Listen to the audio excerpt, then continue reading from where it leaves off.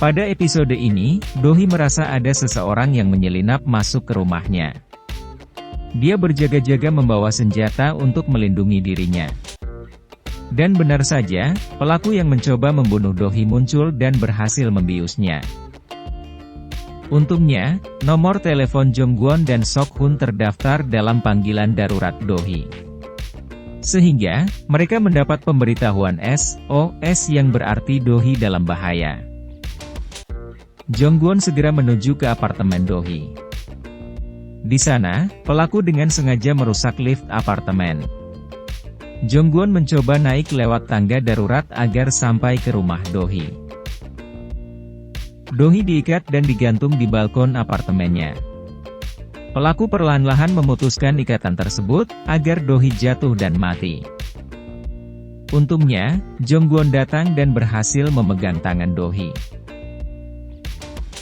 Namun, pelaku berusaha untuk melukai Jong-gwon dengan pisau.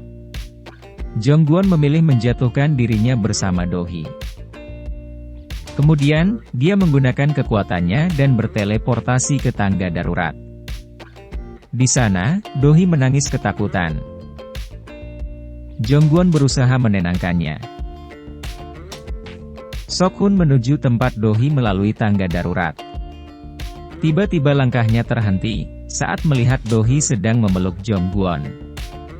Sok-hun merasa kecewa karena terlambat membantu Do-hee.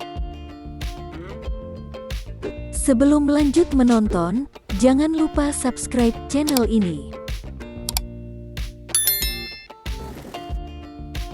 Mereka melihat rekaman CCTV yang berada di rumah Do-hee.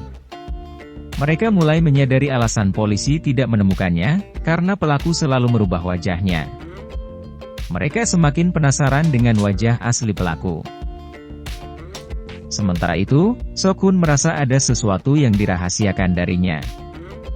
Dia meminta Jong-gwon menjelaskan, bagaimana dia dan Do-hee bisa berada di tangga darurat. Sedangkan, dalam rekaman CCTV mereka sedang tergantung di balkon apartemen. Namun, Jong-gwon tidak menjawab. Sok-hun menghampiri Do-hee. Dia menasihati Do-hee untuk tidak berjuang sendirian. Dia ingin menjadi orang yang selalu berada di sisi Do-hee. Kemudian, Sok-hun melamar Do-hee untuk menikah dengannya. Tak diduga, Jong-gwon datang dan meminta Do-hee untuk memilih menikah dengannya, daripada bersama Sok-hun. Do-hee terkejut dan meminta waktu untuk berpikir. Keesokan harinya, Sok-hun membawakan tanaman bunga untuk Do-hee. Dia meyakinkan Do-hee bahwa lamarannya kemarin tidak impulsif. Sok-hun mengungkapkan bahwa dia sudah sejak lama menyukai Do-hee. Bahkan, saat Do-hee melakukan kencan buta dan melamar Jong-gwon, dia merasa sangat cemburu. Namun sayangnya, Do-hee sudah menganggap Sok-hun sebagai keluarganya. Jong-gwon terus menatap Do-hee dan Sok-hun. Dia cemburu dan khawatir, Do-hee akan memilih menikah dengan Sok-hun. Do-hee telah memutuskan untuk menikah dengan pria pilihannya. Dan ternyata, pria tersebut adalah Jong-gwon. Mereka melangsungkan pernikahannya secara sakral. Rupanya, sebelum mereka memutuskan untuk menikah, mereka telah membuat perjanjian pranikah. Ada beberapa poin dalam perjanjian tersebut, yaitu 1. Mereka harus bersandiwara sebagai pasangan suami istri yang ideal di tempat umum. 2. Mereka harus menghormati privasi satu sama lain. 3. Mereka harus berupaya untuk mencapai tujuannya masing-masing. Para wartawan mengabadikan momen pernikahan Do-hee dan Jong-gwon. Wartawan meminta mereka untuk berpose ciuman. Hal itu membuat Do-hee dan Jong-gwon merasa canggung. Namun, mereka tetap melakukannya. Kemudian, Do-hee menghampiri Sok-hun. Dia berterima kasih karena Sok-hun merupakan keluarga yang sangat sempurna dan bisa diandalkan. Namun, Jong-gwon kembali cemburu. Dia memperingatkan Sok-hun agar tidak memandangi istrinya dengan mata sayu. Di sisi lain, Jin Gayong sangat marah setelah mengetahui Jongwon dengan Do-hee telah resmi menikah. Sebab, dia sudah lama menyukai Jongwon. Setelah menikah, Jongwon tinggal di rumah Do-hee.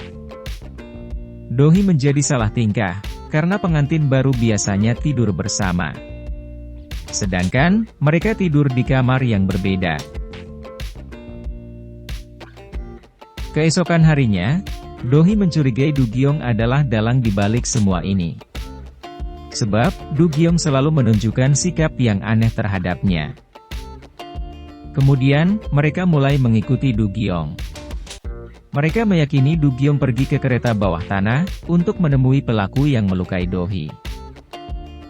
Do-hee dan Jongwon berteleportasi ke tempat terdekat dengan Do-gyong. Ternyata, Do-gyong membuka loker yang biasa digunakan oleh pelaku untuk bertransaksi. Do-gyong menyadari seseorang sedang mengawasi dirinya. Kemudian, dia menghampiri foto box untuk memastikannya. Do-hee meminta Jongwon untuk segera berteleportasi. Namun tiba-tiba, kekuatannya tidak bisa digunakan. Do-hee khawatir jika Do-gyong memergoki mereka.